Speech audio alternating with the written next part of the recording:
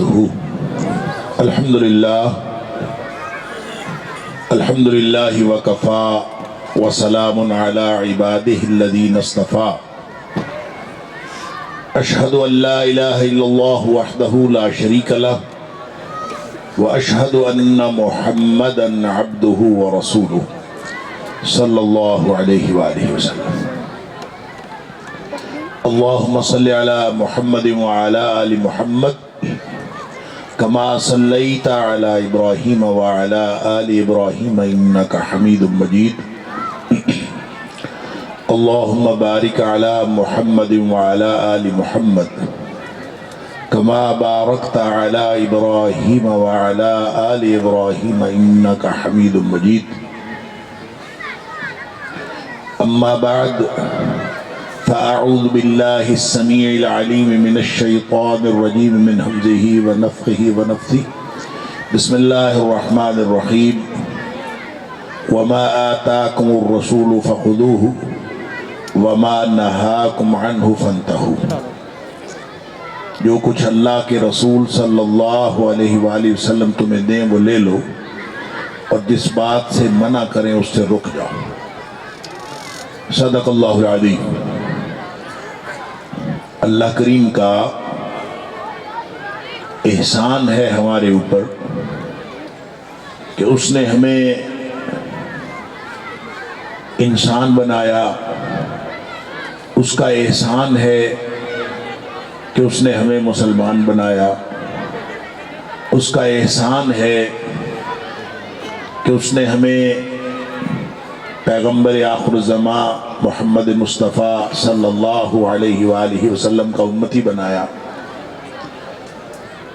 اور اس کے احسانات میں سے یہ بھی احسان ہے کہ آج میں اور آپ ہم سب ایک ایسی مجلس میں موجود ہیں جہاں نبی اکرم صلی اللہ علیہ وآلہ وسلم کی سیرت کا تذکرہ ہو رہا ہے. پھر اللہ نے جو ہمیں زندگی عطا فرمائی یہ بھی احسان ہے. ہمیں جو صلاحیتیں عطا کی وہ بھی احسان ہے. ہمیں اولاد عطا فرمائی یہ بھی احسان ہے. کھانے کو دیا یہ بھی احسان ہے. حلال طیب روزی دی یہ بھی احسان ہے. سارے کے سارے اللہ کے جو انعامات ہیں وہ احسان ہیں. اس لیے کہ انعام دو طرح کا ہوتا ہے.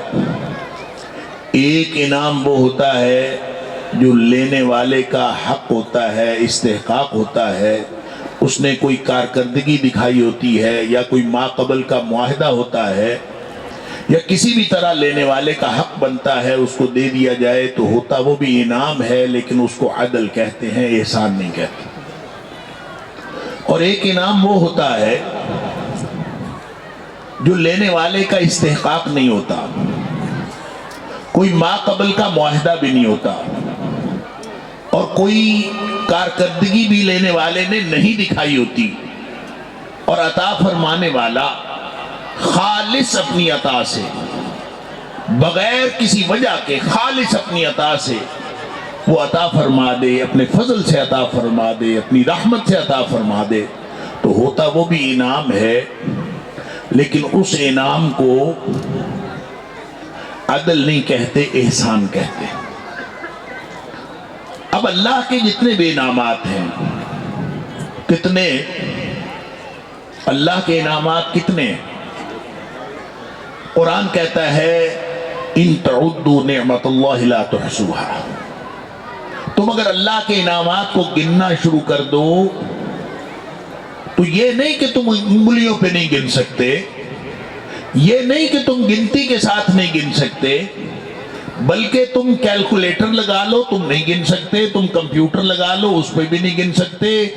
کوئی سپر کمپیوٹر آج تک ایسا نہیں بنا جس سے تم اللہ کے انعامات کو گن سکو. قیامت تک ایسا کوئی سپر کمپیوٹر بھی نہیں بن سکتا جو اللہ کے انعامات کو گن سکے.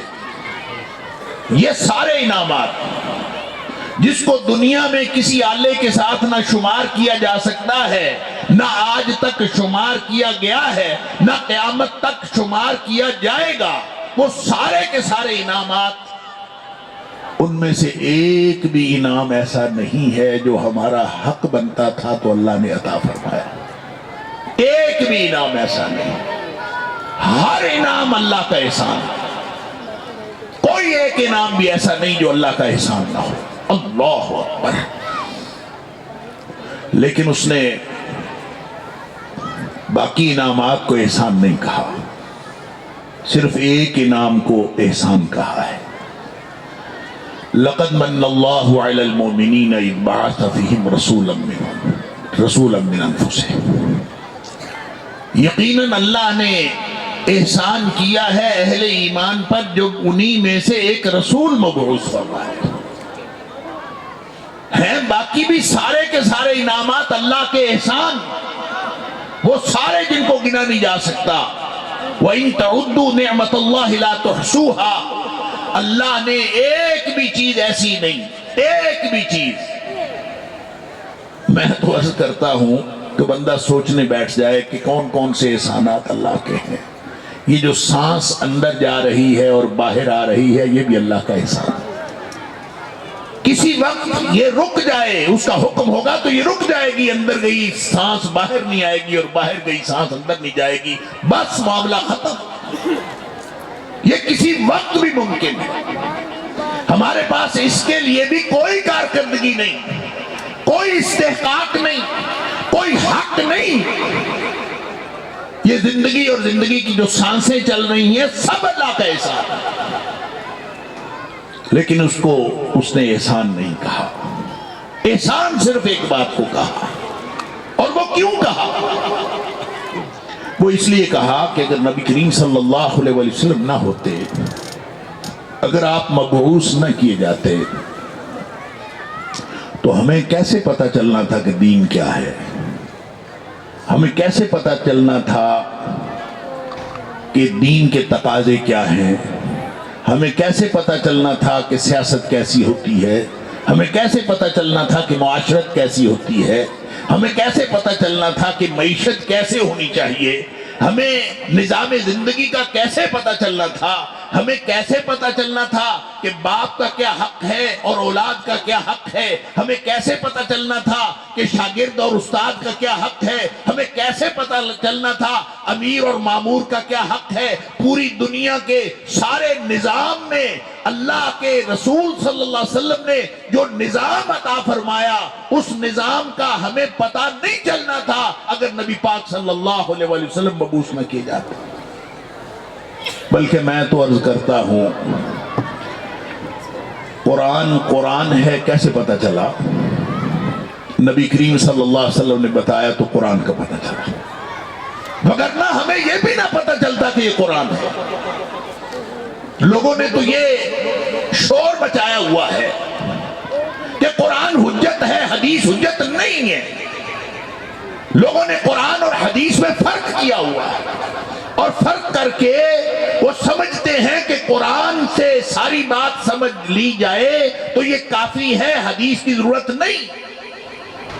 بلکہ میں ایک اور بات کرتا ہوں، جو لوگ حدیث کو حجت نہیں سمجھتے وہ تو نہیں سمجھتے، اور جو حجت سمجھتے بھی ہیں انہوں نے بھی ایک ترتیب بنائی ہوئی۔ ترتیب کیا بنائی ہوئی ہے کہ پہلے قرآن ہے بعد میں حدیث ہے۔ پھر اس کے لیے کوئی روایت بھی ایسی کہ پہلے میں قرآن کو دیکھوں گا، قرآن میں سے اگر مجھے مسئلہ مل گیا تو میں قرآن کی بات، یعنی پہلے نمبر پر حجت قرآن ہے، اور اگر قرآن سے نہ ملی تو پھر میں حدیث میں سے دیکھوں گا۔ سمجھ میں بات یہ آتی ہے کہ قرآن پہلے ہے، حدیث بعد میں ہے۔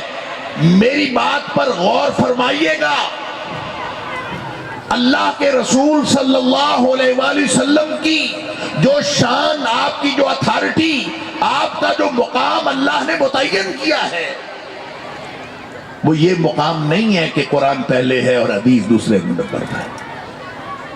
جو مانتے ہیں لیکن پہلے نمبر پر قرآن کو رکھتے ہیں، حدیث کو دوسرے نمبر پر رکھتے ہیں، اللہ کے بندو، قرآن کو سمجھنا ممکن ہی نہیں اگر نبی پاک صلی اللہ علیہ وسلم کی حدیث کو نہ سمجھے۔ اللہ نے نبی پاک صلی اللہ علیہ وسلم کی ڈیوٹی لگائی وَأَنزَلْنَا إِلَيْكَ الذِّكْرَ لِتُبَيِّنَ لِلنَّاسِ مَا نُزِّلَ إِلَيْهِمْ۔ اے حبیب صلی اللہ علیہ وسلم، یہ ذکر، یہ قرآن، یہ نصیحت، یہ ہم نے آپ کی طرف نازل کیا ہے تاکہ آپ لوگوں کو سمجھا دیں، ان پہ واضح کر دیں، ان کے لیے تبیین کر دیں، ان کے لیے بیان کر دیں، ان کے لیے وضاحت کر دیں کہ ان کے لیے اللہ نے کیا نازل کیا۔ یہ ڈیوٹی نبی پاک صلی اللہ علیہ وسلم، لہذا قرآن کس کو دیا گیا؟ نبی کریم صلی اللہ علیہ وسلم کو دیا گیا۔ بلکہ اس کو اور بھی وضاحت کے ساتھ ذرا دیکھ لیجیے۔ میں اکثر یہ بات سمجھنے اور سمجھانے کی کوشش کرتا ہوں، یہ جو حجت اول اور حجت ثانی والی بات ہے، اس کو سمجھیے۔ قرآن کہاں نازل ہوا؟ نبی کریم صلی اللہ علیہ وسلم کے قلب اطہر پر۔ نازل بہ الروح الامین، لے کے آنے والا فرشتہ۔ فرشتہ جو ہوتا ہے وہ تو فرشتہ ہوتا ہے، اس کو امین کیوں فرمایا؟ فرشتہ تو فرشتہ ہوتا ہے، اور فرشتہ کون ہوتا ہے؟ لا یعصون اللہ ما امرہم، جو اللہ کے حکم کی خلاف ورزی کر سکتا ہی نہیں، وہ فرشتہ ہوتا ہے۔ تو یہ فرشتہ نہیں، فرشتوں کا سردار ہے۔ جبریل فرشتوں کا سردار ہے، لیکن ساتھ فرمایا امانت دار ہے۔ فرشتہ بھی ہے، فرشتوں کا سردار بھی ہے، امانت دار بھی ہے۔ یہ ساری باتیں کیوں فرمائیں؟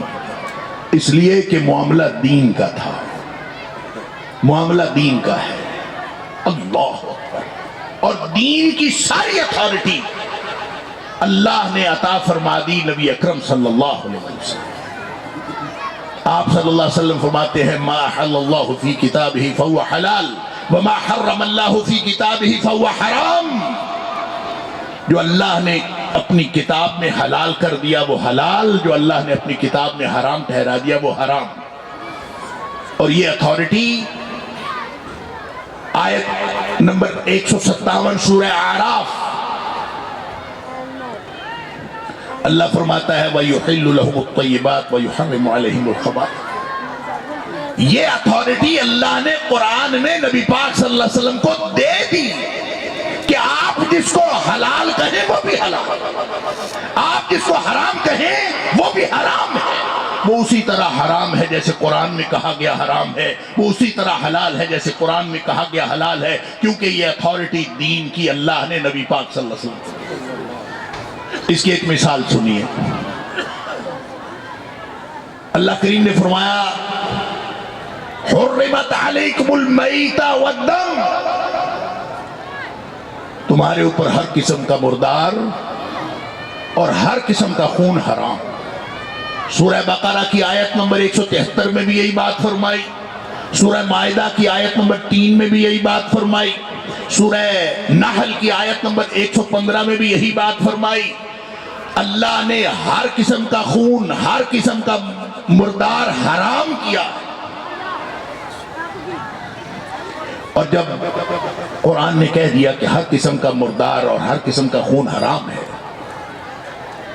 تو نبی کریم صلی اللہ علیہ وسلم نے فرمایا احلت لکم میتتان و دمان، دو خون اور دو مردار تمہارے لیے حلال کیے گئے۔ اللہ اکبر۔ قرآن کہتا ہے سب کچھ حرام، ہر مردار حرام، ہر خون حرام، المیتہ، الدم۔ اور نبی کریم صلی اللہ علیہ وسلم فرماتے ہیں دو مردار بھی حلال ہیں، دو خون بھی حلال ہیں۔ اللہ اکبر۔ اب نبی کریم صلی اللہ علیہ وسلم اس کی وضاحت فرمائی، جو دو مردار حلال ہیں الحوت والجراد، ایک مچھلی اور ایک پتے کھانے والی مکڑی، وہ حلال ہے۔ پکڑے مکڑی جہاں لاکھوں ہزاروں کی تعداد میں آتی ہے، جہاں آتی ہے اس کو پکڑ لیں، وہ تڑپ تڑپ کے مر جاتی ہے، آپ اس کو پکڑ لیں، کچنار کی طرح پکا لیں، وہ حلال ہے۔ اور اس کے بارے میں نبی پاک صلی اللہ علیہ وسلم نے ایک اور بات بھی فرمائی جراد کے بارے میں. آپ نے فرمایا قرب قیامت جراد ناپید ہو جائے گا. وہ ٹڈی یا وہ مکڑی جو پتے کھانے والی ہزاروں لاکھوں کی تعداد میں آتی ہے، فصلیں اجاڑ دیتی ہے، پودے اجاڑ دیتی ہے، یہ قرب قیامت ختم ہو جائے. اور یہ عمر فاروق رضی اللہ تعالیٰ عنہ کو بھی فکر لگ گئی تھی، کیونکہ کافی عرصہ ہو گیا جراد نہیں دیکھی تھی. تو لوگوں نے کہا لگتا ہے جراد ناپید ہو گئی. عمر فاروق رضی اللہ تعالیٰ نے گھوڑ سوار دوڑائے ہر طرف، جا کے دیکھو، کیونکہ اگر ناپید ہو گئی ہے تو اس کا مطلب ہے قیامت سر پہ آ گئی. تو پھر کسی گھوڑ سوار کو مل گئی کسی علاقے میں، اور وہ لے آیا، کپڑے میں باندھ کے آ کے ڈھیر کر دی عمر فاروق رضی اللہ تعالیٰ عنہ کے سامنے. اور اس پر انہوں نے سکھ کا سانس لیا کہ اس کا مطلب ہے ابھی قیامت نہیں آئی. تو کہنے کی بات یہ ہے کہ جراد حلال ہے، مردار اس کا حلال ہے، اور مردار مچھلی کا حلال ہے. مچھلی آپ پکڑتے ہیں، وہ مر جاتی ہے، تڑپ تڑپ کے وہ حلال ہے. تو جو لوگ کہتے ہیں کہ قرآن حجت ہے، حدیث حجت نہیں ہے، ان سے بس یہ پوچھ لیا کریں کہ مچھلی ذبح کر کے کھاتے ہیں کہ بغیر ذبح کیے کھاتے ہیں. اگر وہ مچھلی کا مردار کھاتے ہیں، ذبح کیے بغیر کھاتے ہیں، تو اس کا مطلب یہ ہے کہ تمہاری زبان تو جھوٹی ہے کہ تم حدیث کو حجت نہیں مانتے. تم زبان حال سے، زبان قال تو تمہاری جھوٹی ہے، اور اس کی دلیل تمہارا حال ہے کہ جو تم زبان حال سے نبی پاک صلی اللہ علیہ وسلم کی حدیث کو حجت مانتے ہو، کیونکہ تم مچھلی کا مردار کھاتے. یہ نبی پاک صلی اللہ علیہ وآلہ وسلم کی اتھارٹی. آپ جس کو حلال کہہ دیں وہ بھی حلال، آپ جس کو حرام کہہ دیں وہ بھی حرام. تو جس طرح قرآن میں حلال و حرام ہے، اسی طرح نبی پاک صلی اللہ علیہ وسلم نے جس کو حلال و حرام کہہ دیا وہ بھی حلال و حرام. کیونکہ اتھارٹی دین کی کس کے پاس آ گئی؟ نبی اکرم صلی اللہ علیہ وسلم. لے کے آنے والے جبریل. اور آ کے کہاں قرآن نازل ہوا؟ نزل بہ الروح الامین، فرشتہ دیانتدار اور فرشتوں کا سردار وہ لے کے آیا، اور نازل کہاں کیا؟ علی قلبک لتکون من المنذرین. اے حبیب صلی اللہ علیہ وسلم، آپ کے دل پر، آپ کے قلب اطہر پر نازل کیا. اب سوال یہ ہے کہ دل میں اگر کوئی بات ہو تو وہ دوسروں کو پتہ کیسے چلتی؟ میرے دل میں کوئی بات ہے، میں اگر بولوں نہ، میں اگر کوئی حرکت نہ کروں، آپ کو کیسے پتہ چلے گا میرے دل میں کیا ہے؟ اللہ اکبر. نبی پاک صلی اللہ علیہ وسلم بولے تو قرآن بنا نا. دل میں قرآن دل پہ تھا، آپ نے بول کے بتایا کہ یہ قرآن ہے. اور نبی پاک صلی اللہ علیہ وسلم بولے تو وہ قرآن ہوتا ہے کہ حدیث ہوتی ہے؟ علماء کرام سے پوچھ لیجئے، ما صدر عن النبی من قول او فعل او تقریر. اللہ کے رسول صلی اللہ علیہ وسلم سے کوئی بات صادر ہو، آپ کا قول ہو تو وہ بھی حدیث ہوتی ہے، آپ کا عمل ہو تو وہ بھی حدیث ہوتی ہے، آپ کسی بات کو برقرار رکھیں تو وہ بھی حدیث ہوتی ہے. لہذا حدیث سے قرآن ثابت ہوا ہے، قرآن سے حدیث نہیں ثابت ہوئی. حدیث سے قرآن ثابت ہوا، اور اس لیے آپ یہ نمبر 1 اور نمبر 2 نہیں کر سکتے. جس طرح قرآن حجت ہے، اسی طرح نبی پاک صلی اللہ علیہ وسلم کی حدیث حجت ہے. اور اگر نبی پاک صلی اللہ علیہ وسلم آپ کو نہ بتاتے کہ یہ قرآن ہے تو کس نے بتانا تھا؟ قرآن اس لیے بنا کہ نبی کریم صلی اللہ علیہ وسلم نے بتایا کہ یہ قرآن ہے.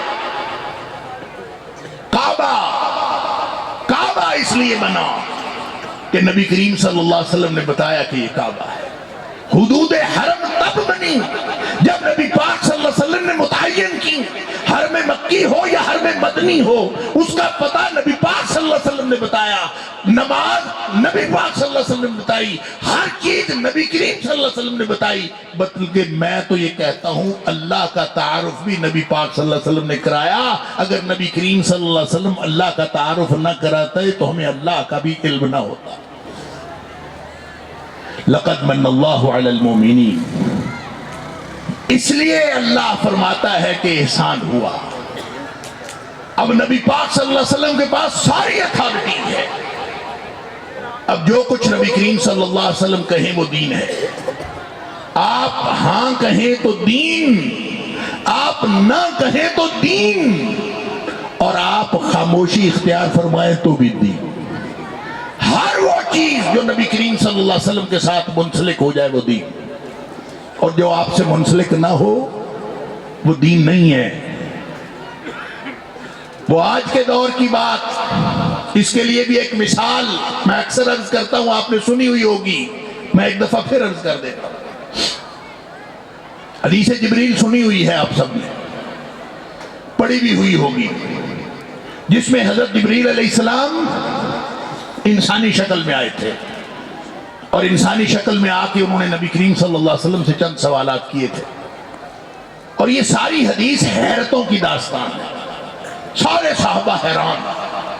یہ ایک شخص آیا ہے، انتہائی سفید کپڑے، انتہائی سیاہ بال، یعنی تیاری پوری، ایسے لگتا ہے جیسے یہیں سے کہیں سے نکلا، لیکن ہم میں سے کوئی جانتا نہیں تھا۔ لا يعرفه منا احد، ہم میں سے کوئی اس کو جانتا نہیں تھا، اس کا مطلب ہے باہر سے آیا، دور سے۔ لا يرى عليه اثر السفر، کوئی سفر کی نشان بھی نظر نہیں آتا، ایسے لگتا ہے یہاں قریب سے آیا ہے۔ حیرت، آ کے بیٹھ گیا۔ جس طریقے سے بیٹھا صحابہ اس طریقے سے نبی پاک صلی اللہ علیہ وسلم کے سامنے نہیں بیٹھتے تھے۔ حیرت۔ اخبرنی عن الایمان، اخبرنی عن الاسلام، اخبرنی عن الاحسان، اخبرنی عن الساعہ، اخبرنی عن اشراطها، سوال کرتا ہے نبی پاک صلی اللہ علیہ وسلم سے، اللہ کے رسول مجھے بتائیے اسلام کیا ہے، ایمان کیا ہے، احسان کیا ہے، اور مجھے بتائیے کہ قیامت کب آئے گی اور قیامت کی نشانیاں، یہ سارے سوالات۔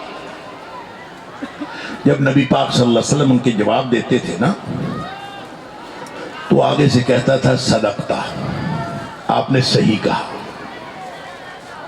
پھر صحابہ اکرام حیران، حیرت، فعجبنا لہو، صحابہ کہتے ہیں ہم سارے حیران۔ یسألہ ویصدقہ، اگر اس کو پتا ہے تو یہ پوچھتا کیوں ہے، اور اگر اس کو نہیں پتا تو تصدیق کیسے کرتا ہے؟ دونوں باتیں ایک دوسرے کے متضاد۔ حیرت، سوال بھی کرتا ہے، تصدیق بھی کرتا ہے۔ خیر، اب یہ صحابہ کرام تھے نبی پاک صلی اللہ علیہ وسلم کے شاگرد، کوئی نہیں بولا، حیران ہے سب، بولا کوئی نہیں، حتیٰ کہ وہ چلا گیا۔ اور عمر فاروق رضی اللہ تعالیٰ عنہ فرماتے ہیں فَلَبِثْتُ مَلِيًّا، میں کچھ دیر بیٹھا رہا، آخر نبی کریم صلی اللہ علیہ وسلم نے خود پوچھا، یا عمر اتدری من السائل، عمر تمہیں پتہ ہے یہ پوچھنے والا کون تھا، یہ جو سوال پوچھ کے گیا یہ کون تھا؟ عرض کیا اللہ و رسولہ اعلم، یا اللہ جانے یا اللہ کے رسول صلی اللہ علیہ وسلم جانے، ہمیں تو پتہ نہیں۔ فرمایا جبریل تھے، یہ جو آیا تھا یہ جبریل تھا۔ اتاکم لیعلمکم دینکم، یہ آیا تھا تمہیں تمہارا دین سکھانے۔ کون آیا تھا؟ جبریل۔ دین کس نے سکھانا تھا؟ جبریل نے۔ بات غور کریں، دین سکھانے کون آیا ہے؟ جبریل۔ تو اس میں کیا حرج تھا کہ نبی کریم صلی اللہ علیہ وسلم اس کا تعارف کرواتے؟ یہ حیرتوں کی داستان بنانے کی ضرورت کیا تھی؟ نبی پاک صلی اللہ علیہ وسلم اس کا تعارف کرواتے، جبریل ہیں، یہ تمہیں تمہارا دین سکھانے آیا ہے، چلو بھی جبریل دین سکھاؤ۔ جبریل تقریر کرتا، اسلام بتاتا، جبریل تقریر کرتا، ایمان بتاتا، جبریل تقریر کرتا، احسان بتاتا، جبریل قیامت کی نشانیاں بتاتا، پھر چلا جاتا، صحابہ کو پتہ چل جاتا یہ دین ہے، دین سکھانے جو آیا تھا وہ دین سکھا کے چلا گیا ہے۔ یہ حیرتوں کی داستان کس لیے بنائی گئی؟ اس لیے کہ جبریل تقریر کر کے چلا بھی جاتا تو وہ دین نہ بنتا۔ دین بنتا ہی اس وقت ہے جب نبی پاک صلی اللہ علیہ وسلم کی زبان اقدس سے نکلتا۔ جبریل کا کہا ہوا بھی دین نہیں ہے، جب تک نبی پاک صلی اللہ علیہ وسلم کی زبان اقدس سے نہ نکلے وہ دین نہیں ہے۔ جبریل کے کہنے سے دین نہیں بنتا، ہمارے پنڈ کے مولوی کے کہنے سے دین بن جاتا ہے۔ جو اٹھتا ہے ہر بندہ دین کی بات بتاتا ہے۔ لال کتاب میں لکھا ہے، کس میں لکھا ہے؟ لال کتاب میں۔ کدھر ہے لال کتاب؟ پنڈ پڑی ہے، کس نے لکھی ہے کوئی پتہ نہیں۔ اور دین بتایا جا رہا ہوتا ہے۔ ایک بندہ تھا، وہ گیا، اس کو خواب آیا، خواب میں ایک بندہ ملا، اس بندے نے اس کو یہ بتایا، یہ اس طرح سے دین چل رہا ہوتا۔ اور بھائی دین ہے، مذاق نہیں ہے۔ اللہ اگر فرماتا کہ جبریل دین لے کے آیا تو کافی تھا کہ وہ فرشتہ ہے، وہ تو مخالفت کر ہی نہیں سکتا۔ امانت دار اس لیے فرمایا کہ دین کا معاملہ بڑا نازک ہے، بڑا سینسٹیو ہے۔ لانے والا امین، جس پر نازل ہوا وہ صادق اور امین۔ اور یہاں جاتے جاتے ایک مسئلہ اور سمجھ لیجئے، دین اللہ کا، اتھارٹی نبی پاک صلی اللہ علیہ وسلم کے پاس۔ آپ ہاں کہیں تو دین بنتا، آپ نہ کہیں تو دین بنتا۔ جب نبی پاک صلی اللہ علیہ وسلم نے فرمایا ان اللہ فرض علیکم الحج فحجوا، اللہ نے حج فرض کیا ہے، حج کیا کرو۔ صحابی پوچھتا ہے فی کل عام یا رسول اللہ صلی اللہ علیہ وسلم، اللہ کے رسول ہر سال حج کرنا ہے؟ آپ خاموش رہے۔ 3 دفعہ اس نے پوچھا، آپ خاموش۔ بعد میں آپ نے فرمایا لو قلت نعم، اگر میں اس کے سوال کے جواب میں ہاں کہہ دیتا نا، لوجبت، حج ہر سال ہی فرض ہو جانا۔ اتھارٹی نبی پاک صلی اللہ علیہ وسلم کے پاس۔ هو الذی ارسل رسولہ بالہدی ودین الحق لیظہرہ علی الدین کلہ، دین حق دے کر اور ہدایت دے کر نبی پاک صلی اللہ علیہ وسلم کو بھیجا ہے۔ لہذا اگر کوئی، اور پھر نبی پاک صلی اللہ علیہ وسلم نے جہتے ہوئے کیا کیا؟ آپ نے وہ دین کس کے سپرد کیا؟ آپ نے کس کے سپرد کیا؟ صحابہ کرام کے سپرد کیا۔ جس دین کو لانے والا امین، جس کو سنبھالنے والا اور آگے سکھانے والا صادق اور امین، اس نے جن کو دین دیا وہ ایسے ہی دے دیا؟ جن کے ذمہ لگایا، پہلے پوچھا کیا میں نے پہنچا دیا ہے؟ سب نے کہا قد بلغتا وادیتا ونصحتا، آپ نے خیر خائی کا حق ادا کر دیا، دین پہنچا دیا۔ پھر اللہ سے سرٹیفکیٹ لیا، گواہی لی، الیوم اکملت لکم دینکم، گواہی ہو گئی، سرٹیفکیٹ اللہ کی طرف سے ہو گیا۔ فرمایا فَلْيُبَلِّغِ الشَّاهِدِ الْغَائِبِ، فَلْيُبَلِّغِ الشَّاهِدُ الْغَائِبِ، جو موجود ہیں یہ میرا دین ان لوگوں تک پہنچا دیں جو موجود نہیں۔ کن کے سپرد کیا؟ صحابہ کرام کے سپرد۔ اس لیے کہ عبداللہ بن مسعود رضی اللہ تعالیٰ عنہ فرماتے ہیں اللہ نے جب نگاہ کی تو نبیوں کے بعد صحابہ جیسا دل کسی اور کا نہیں پایا، لہذا جن کو دیا وہ بھی امانت دار، جہاں سے آیا وہ بھی امانت دار، جو لے کے آیا جس پر اترا وہ بھی امانت دار، اور جن کو دے کے گیا ہے وہ بھی امانت دار۔ نبی پاک صلی اللہ علیہ وسلم کے ساتھ 1400 لوگ تھے بیعت رضوان میں، 1400 لوگ تھے۔ اور اللہ فرماتا ہے، جب یہ فرمایا نا کہ اللہ ان سے راضی ہو گیا، تو فرماتا ہے اللہ یعلم ما فی قلوبہم، اللہ اس لیے راضی ہوا ہے کہ اللہ نے ان کے دل دیکھ لیے تھے، اللہ کو دلوں کا حال پتا تھا، اللہ نے ان کو دلوں کی صفائی دیکھی، ان کا ایمان دیکھا۔ لہذا قیامت تک اگر کسی نے ایمان لانا ہے تو وہ صحابہ کرام جیسا ایمان لائے۔ کیوں؟ اس لیے کہ یہ صحابہ شاگرد ہیں اس شخصیت کے جس کو اللہ نے دین کی اتھارٹی دے کے بھیجا۔ اس لیے فرمایا قیامت تک فرقے 73 ہوں 74 ہوں جتنے مرضی ہوں، ایک جنت میں جائے۔ کون؟ ما انا علیہ واصحابی، اللہ اکبر، جو اس طریقے پہ ہو جس طریقے پہ میں ہوں میرے صحابہ کرام۔ لہذا جو صحابہ کے رستے پہ چلتا ہے، نبی اکرم صلی اللہ علیہ وسلم کی سنت پہ چلتا ہے، وہ دین پر عمل کرتا ہے۔ من عمل عملا لیس علیہ امرنا، اور جس نے ایک بھی کام ایسا کیا جس پر ہماری مہر نہیں ہے، ہمارا حکم نہیں ہے، فہو رد، وہ ریجیکٹڈ ہے، وہ مردود ہے۔ میں نے جو آیت کا ٹکڑا شروع میں پڑھا نا، وَمَا آتَاكُمُ الرَّسُولُ فَخُذُوهُ مَا نَهَاكُمْ عَنْهُ فَانْتَهُوا، اس پر کبھی غور فرمائیں۔ اللہ نے یہ نہیں فرمایا کہ جو اللہ کے رسول صلی اللہ علیہ وسلم تمہیں دے وہ لے لو اور جو نہ دے وہ نہ لو، یہ نہیں کہا۔ حالانکہ جو دے وہ لے لو، جو نہ دے وہ نہ لو، ہونا تو یہ چاہیے تھا، لیکن وہ فرماتا ہے جو دے وہ لے لو، جس سے منع کرے اس سے رک جاؤ۔ اس لیے کہ دین پورا ہے ہی اس بات کا نام، یہ کرو اور یہ نہ کرو، پورا دین اس بات کا نام ہے، یہ کرو اور یہ نہ کرو۔ لہذا جس سے نبی پاک صلی اللہ علیہ وسلم نے منع کر دیا، اس کو نہ کرنا بھی اتنے ہی ثواب کا کام ہے، وہ اتنا ہی دین کا کام ہے جتنا نبی پاک صلی اللہ علیہ وسلم کے حکم پر عمل کرنا دین کا کام ہے۔ اور قرب قیامت، یہ آخری حدیث میں بس عرض کر کے اپنی اجازت لیتا ہوں، علماء کرام موجود ہیں ماشاءاللہ۔ جب حضرت حذیفہ بن یمان رضی اللہ تعالی نے پوچھا تھا نا اللہ کے رسول صلی اللہ علیہ وسلم، کیا خیر کے بعد کوئی شر کا معاملہ ہے؟